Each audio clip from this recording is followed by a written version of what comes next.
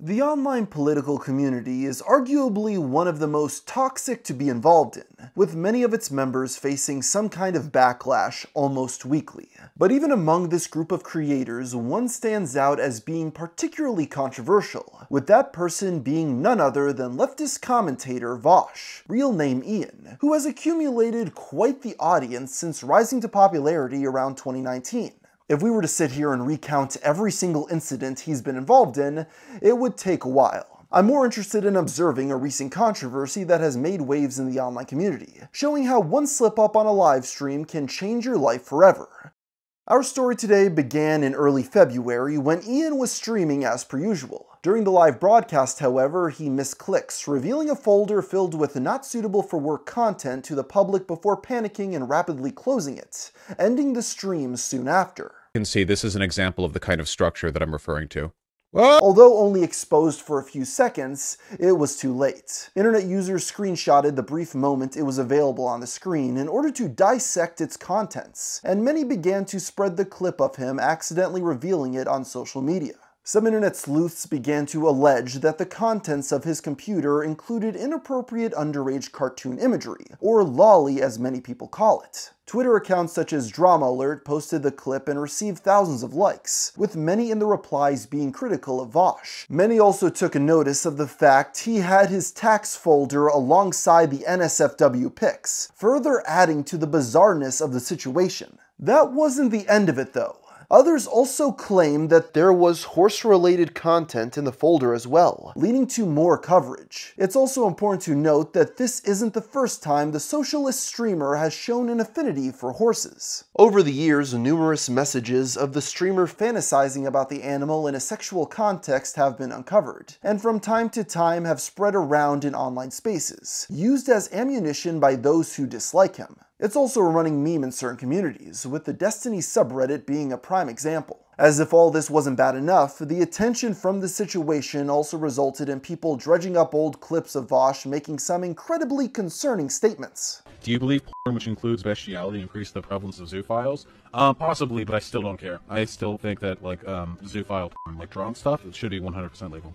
In fact, and this is going to be a real hot take, I have yet to hear a convincing moral or legal argument as to why possession of child pornography should be illegal. Another particularly infamous clip also surfaced where he launched into a bizarre hypothetical relationship between children and adults. Please, right now, uncuck your dumb shit libcuck fucking SJW brains and recognize this empirically correct fact that I am about to spit. It is possible for an adult and a child to have a sexual relationship and for it to have positive outcomes on the child as well. The alleged lolicon folder, in addition to these clips, painted an incredibly bad picture for the leftist streamer, with the initial pushback from his accidental reveal creating a domino effect that resulted in seemingly everyone who had ever had an issue with him jumping on the bandwagon. The fallout surrounding this situation was noticed by Ethan Klein, who decided to dedicate roughly 2 hours of a live stream posted on February 9th to discuss the fallout in more detail. Ethan makes numerous jokes at Vaush's expense here, mocking his strange sexual preferences throughout the broadcast, accompanied by a soundboard playing comedic sound effects the entire time. This stuff is super graphic, actually. You're a lion, dog, face, pony soldier. It gets a little hazy here. Yeah. In addition to this, Ethan and his team brought up a compilation of clips created by the Twitter account, the YouTube Police Department, that featured even more troubling clips of Ian.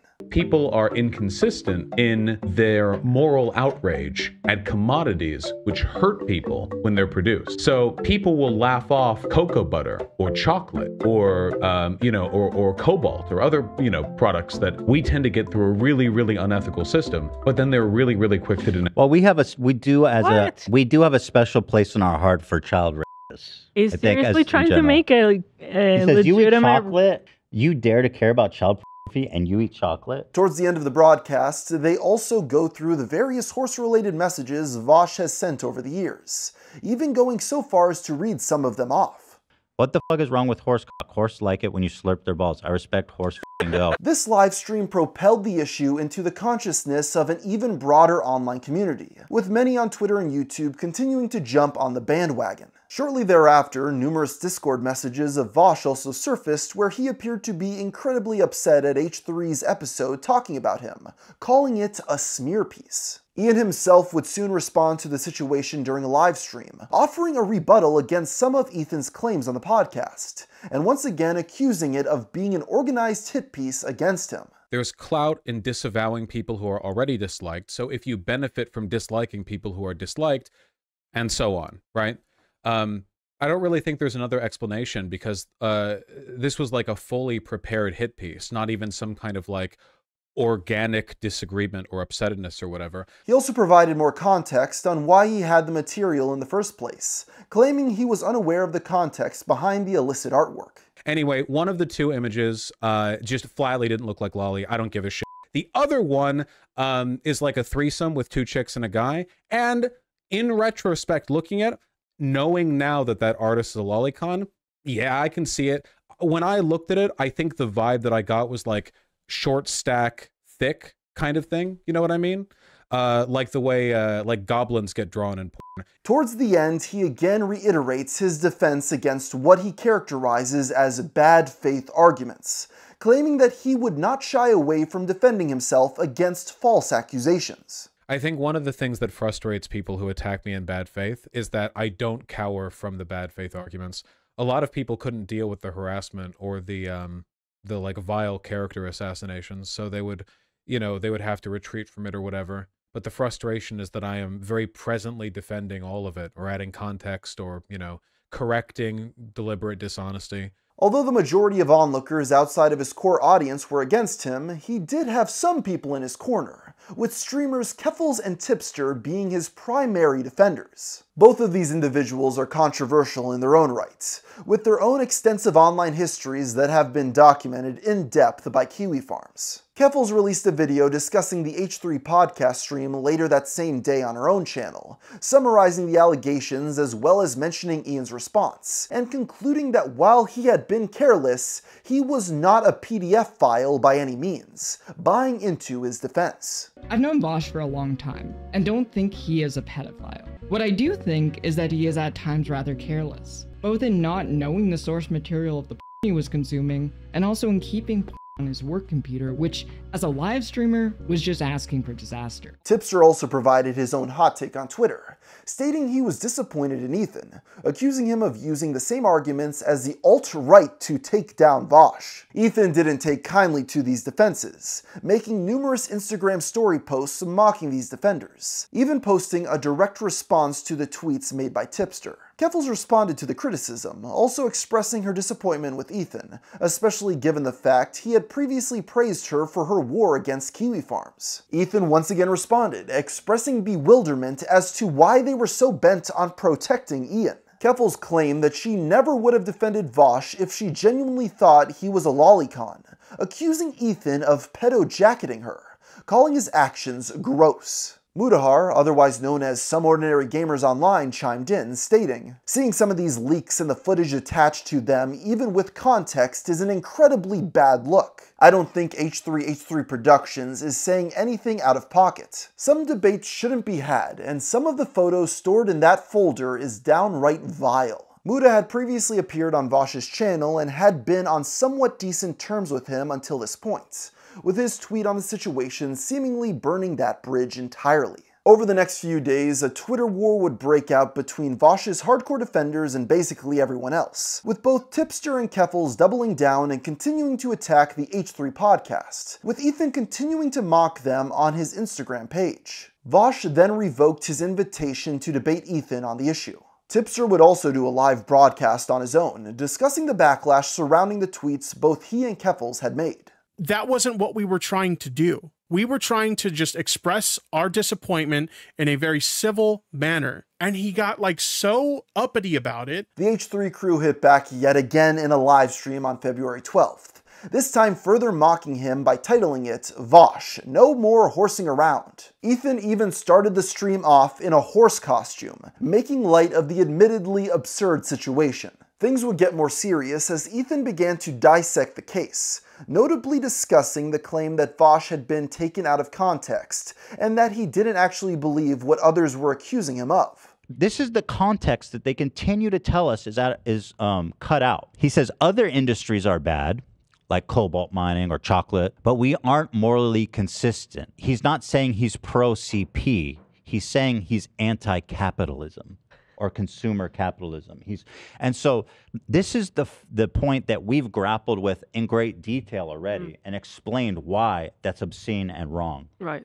Tipster was one of the primary targets of the video as well, with them running through a compilation of his various tweets and responding to each individual point, making it clear that although they understood the context of what Vaush was saying, they still took issue with it. My problem, if I may talk to Big Tip for a second. Go ahead. Is that, like, the analogy was terrible, and we were all talking about it. And okay, maybe Vaush also said that at some point, but there's just like an amounting endless times that he talks about it. And then there's the to sort folder. It's everything together is painting a really weird picture of a really weird guy. They also responded to Keffals, hitting back against her claims of bad faith and criticizing her position in a similar manner.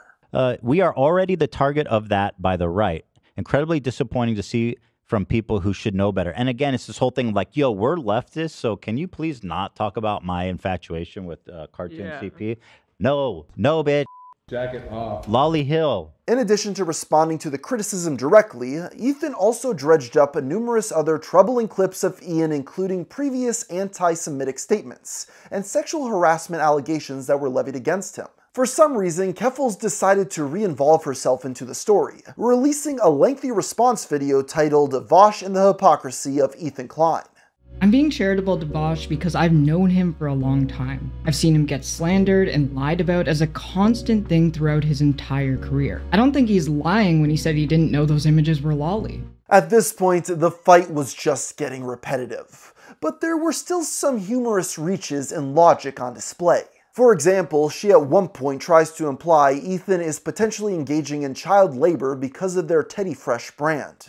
These third-party auditors include RAP, SMETA, and AM4A-BSCI, who certify there is no child labor or unfair labor practices. Now, on the surface, this seems fine, but let's take a deeper look, because nothing is as it seems. However, their work has been described by commentators as undermining local labor rights organizations, with some organizations in the early 2000s that advocated against sweatshops, describing rap as an industry-driven effort to avoid scrutiny. She also paints him as a hypocrite further due to a clip of him calling the character from the television show The Legend of Korra hot, despite the fact that the character was 17 in the show. If you believe that this is a situation where no one could possibly make that mistake, you should also show that outrage to Ethan, but it's a cartoon Klein.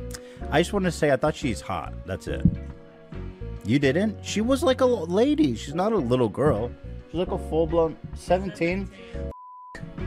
After this video went live, H3 would once again create another live stream where they discussed the issue, this time dissecting Keffals' video point by point. For falsely accusing RuneScape Twitch streamer Tony Winchester of being a pedophile, resulting in years-long intense harassment. He falsely accused an elderly streamer of being a convicted pedophile. Ugh. I mean, how does he ever even live this one down? And do you know what his evidence was? Wait for it. He looked like the guy in the photo. Yeah, that's it. Keffals, okay, you understand what a moron you are, right? Yeah, she included you explaining exactly why this is a totally different situation. Totally. Why did you include that clip? As for the accusations of having potential child labor involvement in Teddy Fresh, Ethan had this to say. Well, yeah, I mean, we're proud to say that we're doing everything we can to make sure our supply lines are suffering free, and they are. So this is your research? Its work has been described by commentators in 2000. It was established in 2000. On the whole, it seems that Keffals' video was seen negatively for the most part, with the question remaining as to why she felt the need to risk her entire reputation to defend Vaush. But it's a cartoon. It's On the topic of Ethan Klein, I was clearly talking about drawn CP. In the first season of the show, she's 17. In the later season of the show, she's 21. Like, the first one is about a child. This one's about Korra. She's like a grown-up. I mean, I don't know what to say. Most theorize it was to revive her career, and make more money as that's what she demanded of Keemstar to go on his podcast. But if it was a ploy to make more money, that definitely backfired as it led to an increased level of scrutiny of her own actions. On February 17th, Mudahar once again jumped into the fray, stating, "Over 2 years ago, an infamous creator known as Keffals launched a viral campaign on the internet. As I've researched more about this event and her, I've come across disturbing revelations of her Catboy ranch. Can't go too into detail, but it's an insane story and none of it pleasant." Keffals responded with a tweet of her own, mocking him by posting a link to a Discord server that was also called Catboy Ranch. Muda would then give his final response. "Cute joke. Really, it's a tiny part. I'm more concerned with the allegations of you scamming the community out of $100,000 for a civil case against the London police. And no, I'm not talking about the filing in the Human Rights Tribunal. That's not a civil lawsuit." She then privated her Twitter for a brief period of time before returning to the site. Vaush himself finally responded to all of this new criticism he had been receiving for the past few weeks on February 18th, in a video uploaded called the Context Video. This was not just a response to the folder incident, but every major piece of criticism he felt he should respond to. Most of the video is him elaborating on the clips that had been making their rounds, referencing clips where he explains the reasoning behind some of the more outlandish claims. Like the basic idea of the argument, you know, the fundamental, which is like it's bad to participate in the consumption of any product which, as a necessary prerequisite for its production, mandates the abuse of children. Everyone would agree with that, unless people are literally pro-child abuse, I guess, but most everyone would agree with that. His response to the actual leakage was shorter than most might expect, with him reiterating points he had already made in his initial response to the H3 podcast. The accusation here isn't just that I had those images saved. That part's true, not really an accusation, but also that I must have known that they were lolicon and saved them because they were lolicon.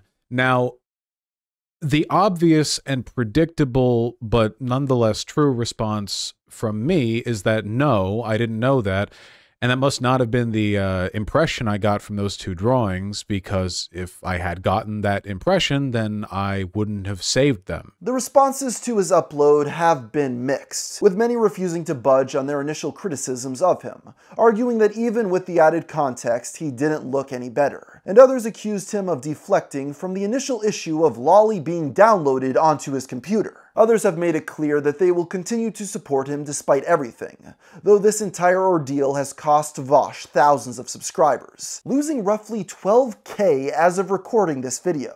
It's important to note that this isn't the first time Vaush has lost a significant chunk of his fanbase, and due to the inherently controversial nature of his online presence, it's unlikely that this will be the end of his career entirely. Though it has certainly tarnished his reputation for good. Whether or not he will weather the storm and regain the fans he's lost is a question only time will answer, with the leftist streamer seemingly wanting to move on and leave the entire incident behind him.